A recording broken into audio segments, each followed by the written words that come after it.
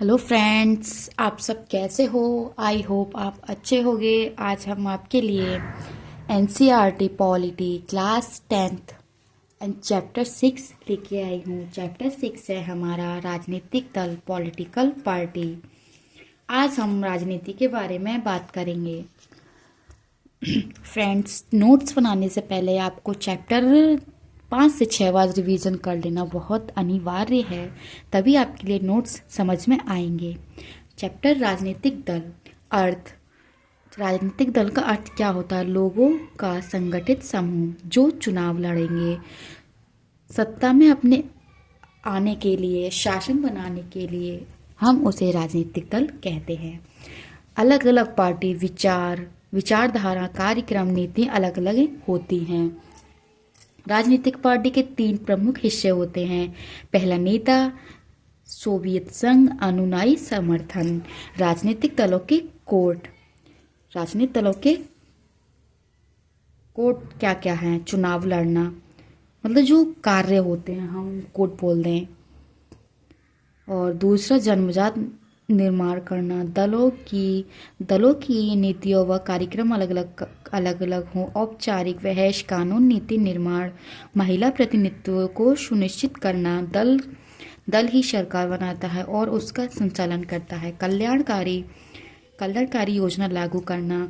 जो पार्टी चुनाव हारी वह वापस में आयोग और चीक बैलेंस का कार्य करेगी। सत्ता में सरकार की नीति को संतुलित करेगी, कमियां बताएगी। मतलब जो सत्ता हारेगी उसे चेक और बैलेंस का कार्य करना होता है, और सत्ता में नीति को संतुलित करना और कमियों को बताएगी कि हमें क्या क्या कमियां हो रही हैं, क्या काम हो रहा है, क्या नहीं हो रहा है।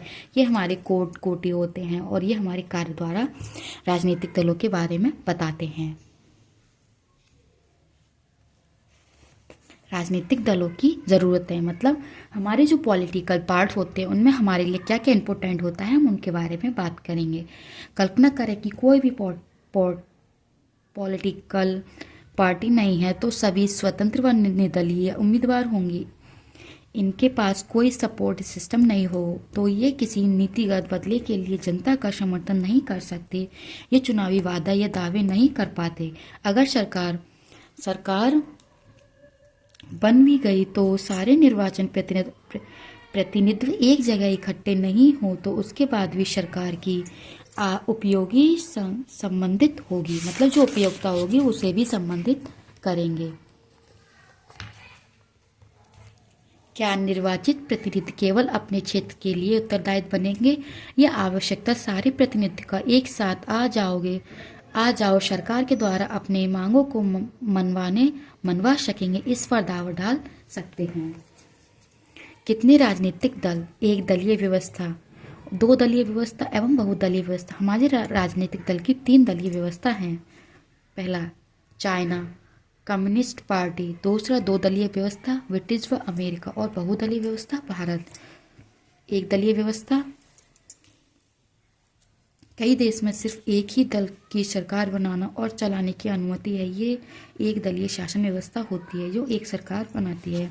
2 दलीय व्यवस्था, कुछ पार्टियां चुनाव लड़कर कुछ सीटें जीत सकती हैं पर सिर्फ 2 ही हद तक बहुमत पाने व सरकार बनाने की दावेदारी होती है। ये हमारी 2 दलीय व्यवस्था होती है, जैसे ब्रिटेन व अमेरिका में। बहुदलीय व्यवस्था, जैसे कि भारत, अनेक पार्टियां चुनाव लड़ती हैं और सत्ता में आती हैं। इसे गठबंधन या मोर्चा भी कहते हैं। 2004 में संसदीय चुनाव में भारत के 3 गठबंधन, बममोर्चा और संयुक्त प्रगति और राष्ट्रीय जनतंत्र गठबंधन। कौन सी प्रणाली बेहतर है, एक दलीय या बहुदलीय? मतलब हम इसके बारे में बताएंगे कि हमारे लिए कौन सी प्रणाली बेहतर है, कौन सी नहीं। जैसे जैसे लोकतंत्र का विकास होता है वैसे ही दलीय व्यवस्था विकसित होती जाती है। राष्ट्रीय दलीय, नेशनल पार्टी, ऐसी पार्टी जो पूरे देश में फैली ही देश की हर पार्टी को निर्वाचन आयोग में अपने पंजीकरण कराना पड़ता है। निर्वाचन आयोग चुनाव चिन्ह प्रदान करते हैं। राजनीतिक दल की मान्यता कैसे हुई? मतलब राजनीतिक जो दल को मान्यता देते हैं वो किस तरीके से देते हैं। पहला, वोट कितने मिले, सीट कितनी मिली, मतलब कितने वोट मिले, संख्या, और किन किन जगहों से तुम्हारी सीट मिलती है। विधानसभा के चुनाव में 6% वोट मिले हो और जितने के बाद कम से कम 2 सीट मिली हैं, उन्हें हम राजनीतिक दल को मान्यता दे सकते हैं। राष्ट्रीय दल के रूप में मान्यता, वोट एवं सीट, हम इन 2 मान्यताओं के आधार पर राष्ट्रीय दल की मान्यता देते हैं। पहला, लोकसभा चुनाव में कुल वोट का अथवा प्रयोग 4 राज्यों की विधानसभा, मतलब लोकसभा चुनाव में 4 राज्य और 4 राज्य का विधानसभा होना चाहिए और कुल वोटों का 6% मिलना चाहिए, तब हम वो राष्ट्रीय दल का मान्यता देते हैं। 2017 में देश में 7 दल राष्ट्रीय स्तर पर मान्यता प्राप्त थी। ऑल इंडिया तृणमूल कांग्रेस, पुष्प तृण पार्टी का प्रतीक 1 जनवरी 1998 को ममता बनर्जी के नेतृत्व में 2016 में राष्ट्रीय दल के रूप में मान्यता दी गई थी। और बहुजन समाज पार्टी विश्व काशीराम के नेतृत्व में 1984 में बहुजन समाज दलित अवसादी पिछड़े जनजाति धार्मिक अल्पसंख्यकों को बहुजन समाजी पार्टी दी गई थी। 2014 के लोकसभा चुनाव में 4% वोट मिले लेकिन एक भी सीट नहीं मिली। ये हमारी बहुजन समाज पार्टी थी। भारतीय जनता पार्टी, पुरानी भारतीय जनसंघ को जिस श्याम प्रसाद मुखर्जी ने 1951 में गठित किया, पुनर्जीवित करके 1980 में ये पार्टी बनी थी। Communist Party of India OPT 1925 में गठित मार्क्सिस्टवाद, लेनिनवाद, धर्मनिरपेक्षता व लोकतंत्र में आस्था, ये कम्युनिस्ट पार्टी ऑफ इंडिया के गठित था। कम्युनिस्ट पार्टी ऑफ इंडिया मनीषित CPIM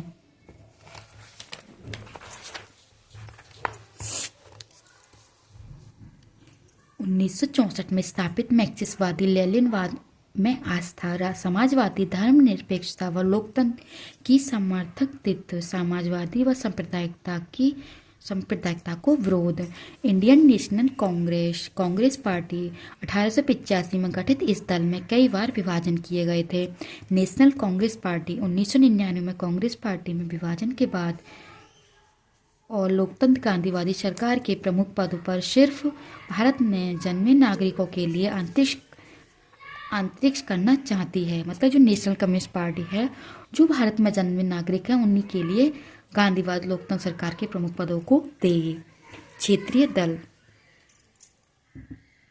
क्षेत्रीय राजनीतिक दल वैसे दलों को कहते हैं जो किसी क्षेत्र विशेष में अपने राजनीतिक गतिविधियों को करते हैं और अपने क्षेत्र विशेष के हितों के लिए कार्य करते हैं। अन्य सभी प्रमुख दलों को निर्वाचित आयोग ने सहजाई दल के रूप में मान्यता दी है। 2004 तक राष्ट्रीय दल का लोकसभा में बहुमत नहीं रहा। क्षेत्रीय दल के साथ गठबंधन के साथ मजबूत किया। राजनीतिक दलों की चुनौतियां, हमारे जो राजनीतिक दल हैं उनकी क्या क्या चुनौतियां हैं उनके बारे में बात करेंगे। पहली है, राजनीतिक दलों में आंतरिक लोकतांत्रिक नहीं है, वैश्यवाद की परंपरा है और अपराधीकरण है और वैकल्पिक हानिता होती हैं। ये हमारी राजनीतिक दलों की चुनौतियां। दलों को सुधारा कैसे जाए, दल बदल को रोकना, संविधान संशोधन करना, सुप्रीम कोर्ट की भूमिका, हर उम्मीदवारों को अपनी संपत्ति का और अपने खिलाफ चले आपराधिक मामलों का ब्यौरा एक शपथ पत्र के माध्यम से देना अनिवार्य है, तभी दलों को सुधारा जा सकता है।